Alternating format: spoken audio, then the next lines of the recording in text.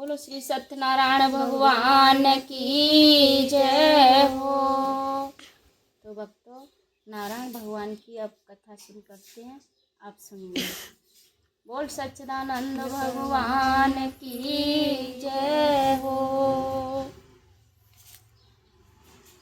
महामुनि व्यास जी ने कहा, बहुत समय पहले नैमिषारण्य तीर्थ में सौनकादिक 88,000 ऋषियों ने पुराण वेदता में सूत जी से पूछा, हे सूत जी, इस कलयुग में वेद विद्या रहित मानवों को ईश्वर भक्ति किस प्रकार मिलेगी तथा उनका उद्धार कैसे होगा। हे मुनि श्रेष्ठ, ऐसा कोई व्रत अथवा तप बताइए जिसके करने से थोड़े ही समय में पुण्य प्राप्त हो तथा मन वांछित फल भी मिले। ऐसी कथा सुनने की हमारी बहुत इच्छा है। इस प्रश्न पर शास्त्रों के ज्ञाता श्री सूत जी ने कहा, हे वैष्णव, मैं पूज्य आप सभी ने प्राणियों के हित एवं कल्याण की बात पूछी है। अब मैं उस श्रेष्ठ व्रत को आप लोगों से कहूँगा जिसे श्रेष्ठ मुनि नारद जी ने श्री लक्ष्मी नारायण भगवान से पूछा था और श्री लक्ष्मी नारायण भगवान ने मुनि श्रेष्ठ नारद जी को बताया था। आप सभी श्रोतागण यह कथा ध्यान से सुने। मुनिनाथ सुनो, यह सत्य कथा सब काल ही होए, महामुखदायी, भवताप हरे, पूर्ण मनोरथ करे, सुख संपत्ति की अधिकाई, संकट में दुख दूर करे, सब घोर कठोर में होत सहाई। महान महात्म है इसमें कल काल में फल और जनाई। मुनि श्रेष्ठ नारद दूसरों के कल्याण हेतु कभी लोकों में घूमते हुए एक समय मृत्यु लोक में आ पहुँचे। यहाँ बहुत ही योनियों में जन्मे प्राय सभी मनुष्यों को अपने कर्मानुसार अनेक कष्टों से पीड़ित देखकर उन्होंने सोचा कि किस यत्न के करने से इन प्राणियों के कष्ट का निर्माण हो सकेगा। मन में ऐसा विचार कर श्री नारद विष्णु लोक गए। वहाँ श्वेत वर्ण और 4 भुजाओं वाले देवों के ईश नारायण, जिनके हाथों में चक्र, शंख, गदा और पद्म थे तथा वरमाला पहने हुए थे, को देखकर उनकी स्तुति करने लगे। नारद जी ने कहा, हे भगवान, आप अति शक्तिमान हैं, वन तथा वाणी भी आपको नहीं पा सकती। आपका आदि मध्य अंत भी नहीं है। आप निर्गुण स्वरूप सृष्टि के कारण भक्तों के कष्टों को नष्ट करने वाले हैं। आपको मेरा सत सत नमन है। नारद जी ने इस प्रकार की प्रार्थना सुनकर विष्णु भगवान बोले, योगीराज, आपके मन में क्या है? आपका किस कार्य हेतु यहाँ आना हुआ है? निसंकोच कहें। तब मुनि श्रेष्ठ नारद ने कहा, मृत्यु लोक में सब मनुष्य जो अनेक योनियों में पैदा हुए हैं, अपने अपने कर्मों द्वारा अनेक प्रकार के कष्टों के कारण दुखी हैं। हे स्वामी, यदि आप मुझ पर दया रखते हैं तो बताइए कि उन मनुष्यों के सब कष्ट थोड़े ही प्रयत्न से किस प्रकार दूर हो सकते हैं। श्री विष्णु भगवान ने कहा, हे नारद, मनुष्यों की भलाई हेतु तुमने यह बहुत उत्तम प्रश्न किया है। जिस व्रत के करने से मनुष्य कष्टों से छूट जाता है, वह व्रत मैं तुमसे कहता हूँ, सुनो। अति पुण्य प्रदान करने वाला, स्वर्ग तथा मृत्यु लोक को दोनों में दुर्लभ एक अति उत्तम व्रत है, जो आज मैं तुमसे कहता हूँ। श्री सत्यनारायण भगवान का यह व्रत विधि विधान पूर्वक संपन्न करने पर मनुष्य इस धरती पर सभी प्रकार के सुख भोग कर मरणोपरांत मोक्ष को प्राप्त करता है। भगवान के ऐसे वचन सुनकर नारद मुनि बोले, हे भगवान, उस व्रत का विधान क्या है? फल क्या है? इससे पहले किसने यह व्रत किया है और किस दिन यह व्रत करना चाहिए? कृपया यह सब मुझे विस्तार से समझाएं।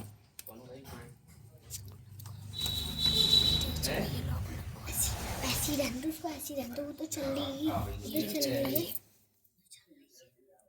विस्तार से समझा। श्री विष्णु भगवान ने कहा, हे नारद, दुख शोक एवं सभी प्रकार की व्याधियों को दूर करने वाला यह व्रत सब स्थानों पर विजय दिलाने वाला है। श्रद्धा और भक्ति के साथ किसी भी दिन मनुष्य संध्या के समय श्री सत्यनारायण भगवान की ब्राह्मण और बंधुओं के साथ पूजा करें। भक्ति भाव से केले का फल, नैवेद्य, घी, शहद, शक्कर अथवा गुड़, दूध और गेहूं का आटा सवाया लेवे। गेहूं के अभाव में साठी चावल का चूड़ भी ले सकते हैं। इन सभी को भक्ति भाव से भगवान श्री सत्यनारायण को अर्पण करें। बंधु बांधुओं सहित ब्राह्मणों को भोजन कराएं। इसके पश्चात ही स्वयं भोजन करें। रात्रि में श्री सत्यनारायण भगवान के गीत आदि का आयोजन कर श्री सत्यनारायण भगवान का स्मरण करते हुए समय व्यतीत करें। इस तरह जो मनुष्य व्रत करेगा उनकी मनोकामनाएं अवश्य पूर्ण होंगी। विशेष रूप से कलयुग में मृत्युलोक में यही एक ऐसा उपाय है जिसे अल्प समय और कम धन में महान पुण्य की प्राप्ति हो सकती है। बोले विष्णु भगवान की जय हो। सत्यनारायण भगवान की जय हो। दूसरा अध्याय श्रीमन नारायण नारायण नारायण भजमन नारायण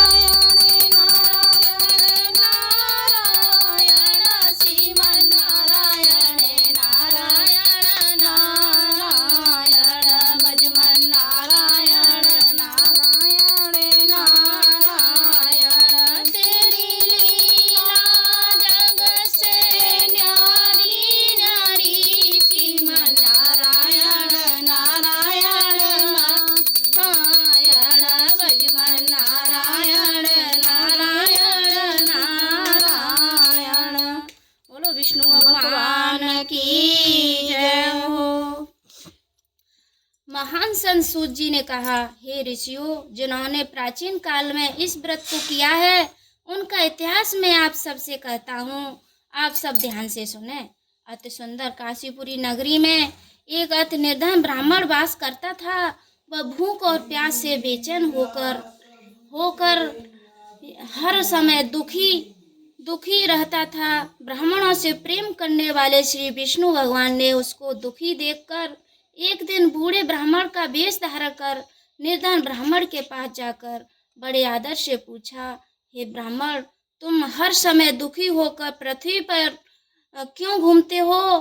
हे श्रेष्ठ ब्राह्मण, अपनी व्यथा मुझे कहो, मैं सुनना चाहता हूँ। कष्टों से घिरे उस ब्राह्मण ने कहा, मैं निर्धन ब्राह्मण हूँ, भिक्षा के लिए पृथ्वी पर मारा फिरता हूँ। हे भगवान, यदि आप इसे मुक्ति पाने का कोई उपाय जानते हैं तो कृपा कर मुझे बताइए। तब व्रत ब्राह्मण का रूप धारण किए हुए श्री विष्णु भगवान बोले, हे ब्राह्मण, श्री सत्यनारायण भगवान मनोवांछित फल देने वाले हैं, इसलिए तुम उनका विधि पूर्वक पूजन करो, जिसके करने से मनुष्य सब दुखों से मुक्ति हो जाता है। दरिद्र ब्राह्मण को व्रत का संपूर्ण विधान बतलाकर बूढ़े ब्राह्मण का रूप धरे श्री सत्यनारायण भगवान अंतर्ध्यान हो गए। वृद्ध ब्राह्मण ने जिस व्रत को बतलाया है मैं उसको अवश्य विधि विधान सहित करूंगा, ऐसा निश्चय कर वह दरिद्र ब्राह्मण घर चला गया। परंतु रात को उस ब्राह्मण को नींद नहीं आई। अगले दिन वह जल्दी उठा और श्री सत्यनारायण भगवान का व्रत करने का निश्चय कर भिक्षा मांगने के लिए चल दिया। उस दिन उसका भिक्षा में अधिक धन मिला, जिससे उसने पूजा का सारा सामान खरीदा और घर आकर अपने बंधु बांधुओं के साथ विधि पूर्वक भगवान श्री सत्यनारायण का व्रत किया। इसके करने से वह गरीब ब्राह्मण सब कष्टों से छूट कर अति धनवान हो गया। उस समय से वह ब्राह्मण हर मास व्रत करने लगा। सत्यनारायण भगवान के व्रत को जो शास्त्र विधि के अनुसार श्रद्धा पूर्वक करेगा वह सब कष्टों से छूटकर मोक्ष प्राप्त करेगा। जो भी मनुष्य श्री सत्यनारायण भगवान का व्रत करेगा वह सब कष्टों से छूट जाएगा। इस तरह नारद जी से श्री सत्यनारायण भगवान का कहा हुआ यह व्रत मैंने तुमसे कहा है। श्रेष्ठ ब्राह्मणों, अब आप और क्या सुनना चाहते हैं, मुझे कहें। तब ऋषियों ने कहा, हे मुनीश्वरों, संसार में इस विप्र से सुनकर किस किस ने इस व्रत को किया, हम सब सुनना चाहते हैं। मुनियों से ऐसा सुनकर श्री सूत जी ने कहा, हे मुनिगण, जिस जिस प्राणी ने इस व्रत को किया है उन सब की कथा सुनो। एक समय वह धनी ब्राह्मण और बंधु बांधुओं के साथ शास्त्र विधि के अनुसार अपने घर पर श्री सत्यनारायण भगवान का व्रत कर रहा था। उसी समय एक लकड़ी बेचने वाला बूढ़ा व्यक्ति वहां आया।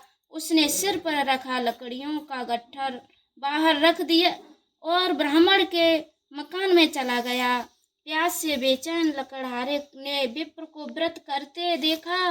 वह प्यास को भूल गया। उसने विप्र का अभिनंदन किया और पूछा, हे ब्राह्मण, आप यह किसका पूजन कर रहे हैं? इस व्रत को करने से क्या फल मिलता है? कृपा कर मुझे बताएं। तब उस ब्राह्मण ने कहा, सब इच्छाओं को पूर्ण करने वाला यह श्री सत्यनारायण भगवान का व्रत है। इन्हीं की कृपा से मेरे यहाँ धन एवं ऐश्वर्य का आगमन हुआ है। ब्राह्मण से इस व्रत के बारे में जानकर वह लकड़हारा अत्यंत प्रसन्न हुआ। भगवान का चरणामृत लेकर और भोजन करने के पश्चात वह अपने घर को चला गया। अगले दिन लकड़हारे ने अपने मन में संकल्प किया कि आज गांव में लकड़ी बेचने से जो धन मिलेगा उसी से भगवान सत्यनारायण का श्रेष्ठ व्रत करूंगा। मन में ऐसा विचार कर वह लकड़हारा लकड़ियों का गट्ठर अपने सिर पर रखकर जिस नगर में धनवान लोग रहते थे ऐसे सुंदर नगर में गया। उस दिन उसे उन लकड़ियों का दाम पहले दिनों से चौगुना मिला।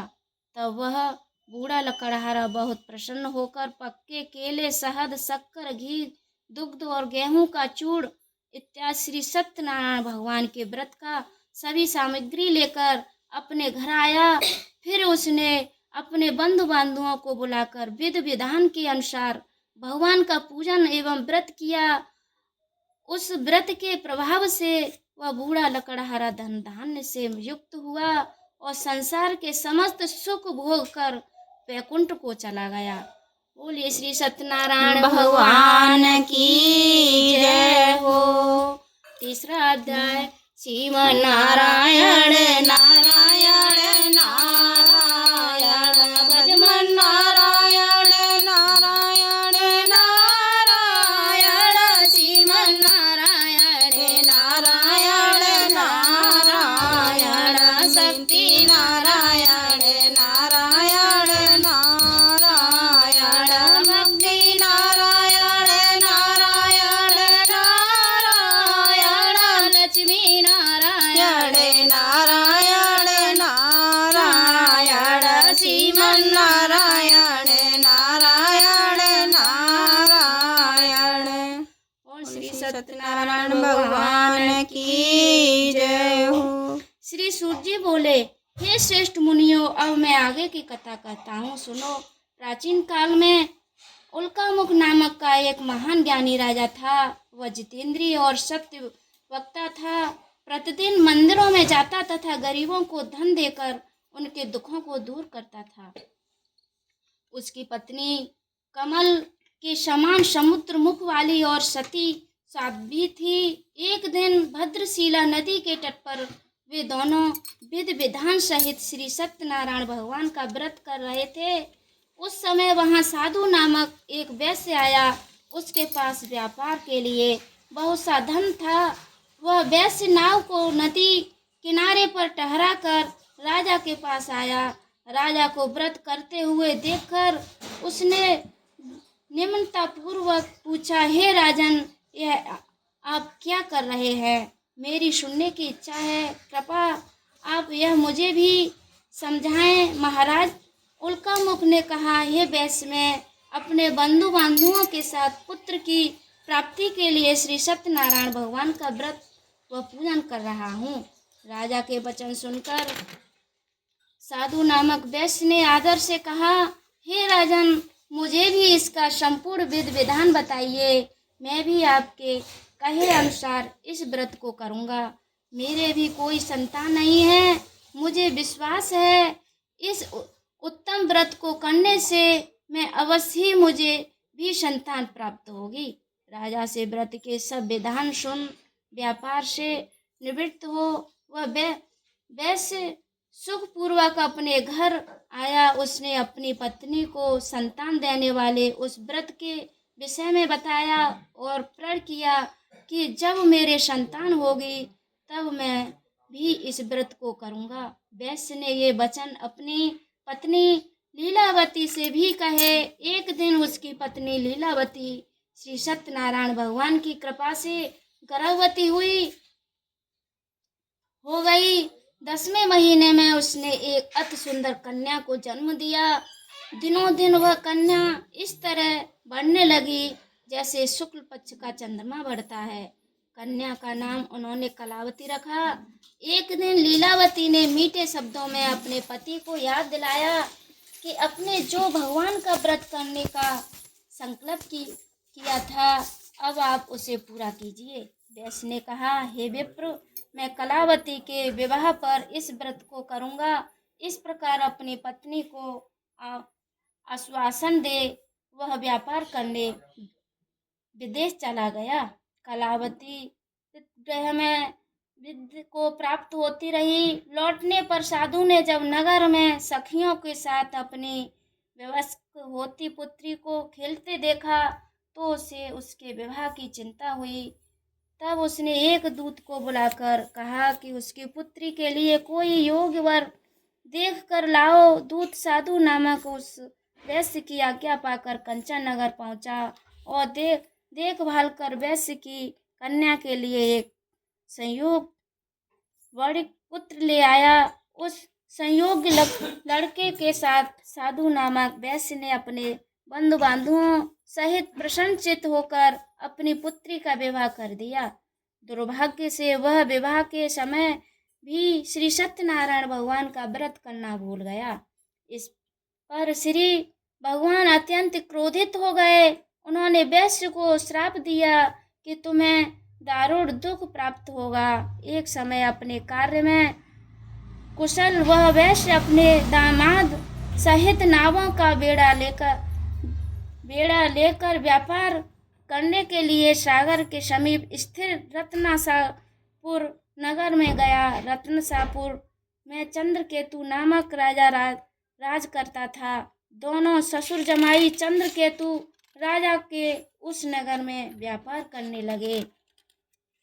एक दिन भगवान सत्यनारायण की माया से प्रेरित एक चोर राजा चंद्रकेतु का धन चुराकर भाग रहा था।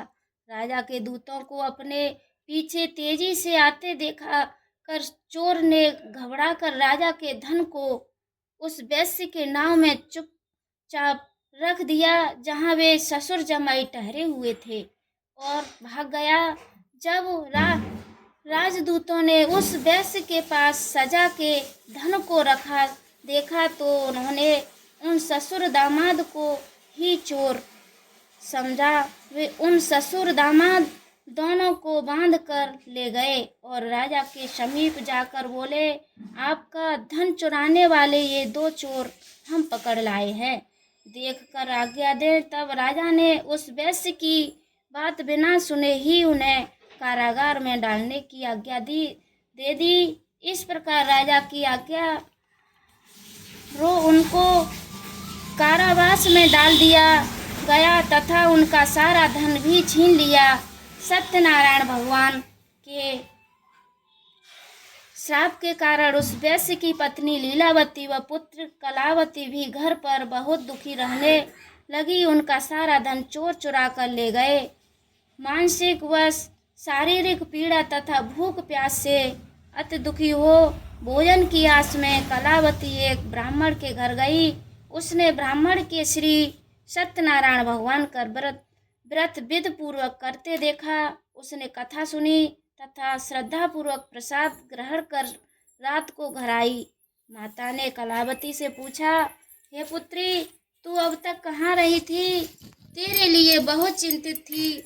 माता के शब्द सुन कलावती बोली, हे माता, मैंने एक ब्राह्मण के घर श्री सत्यनारायण भगवान का व्रत होते देखा है और मेरी भी उस उत्तम व्रत को करने की इच्छा है।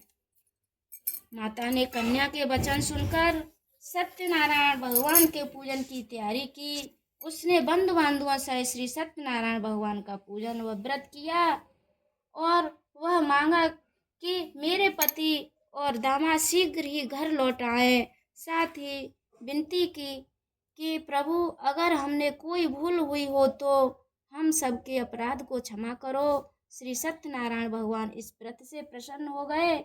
उन्होंने राजा चंद्रकेतु को सपने में दर्शन देकर कहा, हे राजन, जिन 2 वेश्यों को तुमने बंदी बनाकर रखा है वे निर्दोष हैं, उन्हें प्राप्त ही छोड़ दो। उनका सब धन जो तुमने अधिग्रहित किया है लौटा दो, अन्यथा मैं तुम्हारा राज्य, धन, पुत्रादि सब नष्ट कर दूंगा। राजा से ऐसे वचन सुनकर भगवान अंतर्ध्यान हो गए। प्रातःकाल राजा चंद्रकेतु ने दरबार में सबको अपना स्वप्न सुनाया और सैनिकों को आज्ञा दी कि दोनों वेश्यों को कैद से मुक्त कर दरबार में ले आओ। दोनों वेश्यों ने आते ही राजा को प्रणाम किया। राजा ने कोमल वचनों में कहा, हे महानुभावो, तुम्हें अज्ञानतावश ऐसा कठिन दुख प्राप्त हुआ है, अब तुम्हें कोई भय नहीं है तो मुक्त हो। ऐसा कहकर राजा ने उनको नए नए वस्त्र भूषण पहनाए तथा उनका जितना धन लिया था उससे दोगुना लौटाकर आदर से विदा किया। दोनों वैश्य अपने घर को चल दिए। बोलो विष्णु भगवान की जय हो। चौथा अध्याय। श्रीमन नारायण नारायण नारायण भजमन नारायण नारायण नारायण शक्ति नारायण नारायण नारायण भक्नु नारायण नारायण नारायण भक्ति नारायण नारायण नारायण श्रीमन नारायण नारायण नारायण भजमन नारायण नारायण नारायण। बोल विष्णु भगवान की जय हो। सूत जी ने आगे कहा। वैश्य ने यात्रा आरंभ की और अपने नगर की ओर चला। उनके थोड़ी दूर आगे बढ़ने पर दंडी वेशधारी श्री सत्यनारायण भगवान ने उसकी परीक्षा लेने हेतु उससे पूछा, हे वेश, तेरी नाव में क्या है? अभिमानी वणिक हंसता हुआ बोला, हे दंडी, आप ऐसा क्यों पूछते हो? क्या धन लेने की कामना है? मेरी नाव में तो बेल और पत्ते भरे हुए हैं। वैश्य के ऐसे वचन सुनकर दंडी वेशधारी श्री सत्यनारायण भगवान बोले, तुम्हारा वचन सत्य है। ऐसा कहकर वे वहां से चले गए और कुछ दूर जाकर समुद्र के तट पर बैठ गए।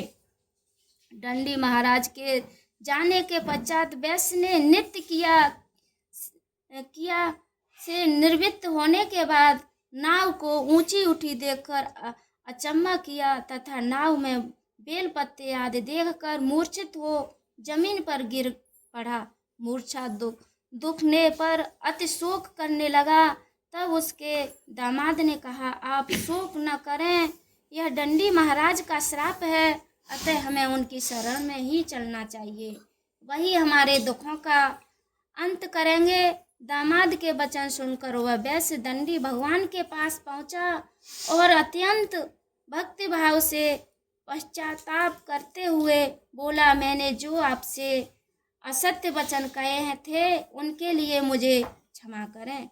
ऐसा कहकर वह शोकातुर होने लगा। तब दंडी भगवान बोले, हे वणिक पुत्र, मेरी आज्ञा से ही बार बार तुझे कष्ट प्राप्त हुआ है, तू मेरी पूजा से विमुख हुआ है। तब उस वैश्य ने कहा, हे भगवान, आपकी माया को ब्रह्मा आदि देवता भी नहीं जान पाते, तब मैं मूर्ख भला कैसे जान सकता हूँ? आप प्रसन्न होइए। मैं अपनी क्षमता अनुसार आपकी पूजा करूँगा। मेरी रक्षा कीजिए और मेरी नौका को पहले के समान धन से भरपूर कर दीजिए। उसके भक्त से भरपूर वचन सुनकर श्री सत्यनारायण भगवान प्रसन्न हो गए और उसकी इच्छा अनुसार वर देकर अंतर्ध्यान हो गए। तब ससुर व दामाद दोनों ने नाव पर आकर पाया कि नाव धन से भरपूर है। फिर वह विधि विधान से भगवान सत्यनारायण का पूजन कर साथियों सहित अपने नगर को चल दिए। जब वह अपने नगर के निकट पहुंचा तब उसके एक दूत को अपने घर भेजा। दूत ने साधु नामक वैश्य के घर जाकर उसकी पत्नी को नमस्कार किया और कहा, आपके पति और जामाता इस नगर के समीप आ गए हैं। लीलावती और उसकी कन्या कलावती उस समय भगवान का पूजन कर रही थी। दूत का वचन सुनकर साधु की पत्नी ने बड़े हर्ष के साथ सत्यनारायण भगवान का पूजन पूर्ण किया और अपनी पुत्री से कहा, मैं अपने पति के दर्शन को जाती हूँ, तू पूजन पूर्ण कर शीघ्र आ जाना। परंतु कलावती पूजन एवं प्रसाद छोड़कर अपने पति के दर्शन के लिए चली आई। पूजन एवं प्रसाद की अवज्ञा के कारण भगवान सत्यनारायण रुष्ट हो गए। पति को नाव नहीं पानी में डुबो दिया। कलावती अपने पति को न पाकर रोती हुई जमीन पर गिर पड़ी। नौका में डूबा हुआ तथा कन्या को रोती हुई देख साधु नामक वैश्य दरिद्र हो बोला, हे प्रभु, मुझसे या मेरे परिवार से आज्ञा तावत जो अपराध हुआ है उसे क्षमा करें। उसके ऐसे वचन सुनकर सत्यदेव भगवान प्रसन्न हो गए। आकाशवाणी हुई, हे वैश्य, तेरी पुत्री मेरा प्रसाद छोड़कर आई हुई है, इसलिए इसका पति अदृश्य हुआ है। यदि वह घर जाकर प्रसाद ग्रहण करे तो इसका पति अवश्य मिलेगा। आकाशवाणी सुनकर कलावती ने घर पहुंचकर प्रसाद ग्रहण किया और फिर आकर अपने पति को पूर्ण रूप में पाकर वह अति प्रसन्न हुई तथा उसने अपने पति के दर्शन किए। तथा पश्चात साधु वैश्य ने वही बंधु बांधुओं सहित सत्यदेव की विधि पूर्वक पूजन किया और समय समय पर आगे भी व्रत पूजन कर कथा को सुनता रहा। अंत में वह इस लोक के सभी प्रकार के सुख भोग कर मोक्ष को प्राप्त हुआ। बोलो सत्यनारायण भगवान की जय हो। 5वां अध्याय। श्रीमन नारायण नारायण हरि हरि, भगवान नारायण नारायण हरि हरि, श्रीमन नारायण नारायण हरि हरि, भगवान नारायण नारायण हरि हरि। श्री सूजी बोले, हे ऋषिगणों, मैं आगे और कथा कहता हूँ, आप सभी ध्यान से सुनो। सदा प्रजा के लिए चिंतित तुंगध्वज नाम का एक राजा था। उसने भगवान सत्यनारायण का प्रसाद त्याग कर बहुत कष्ट पाया। एक समय राजा वन पशुओं को मारकर बड़ वृक्ष के नीचे आया। वहां उसने ग्वालों को भक्त भाव से बंधु बांधुओं सहित श्री सत्यनारायण जी का पूजन करते देखा। परंतु राजा यह देखकर भी अभिमान के कारण न तो वहां गया और न ही सत्यदेव भगवान को नमस्कार किया। जब ग्वालन ने भगवान का प्रसाद उसके सामने रखा तो वह प्रसाद त्याग कर अपने नगर को चला गया। नगर में पहुंचकर उसने देखा कि उसका सारा राज्य नष्ट हो गया है।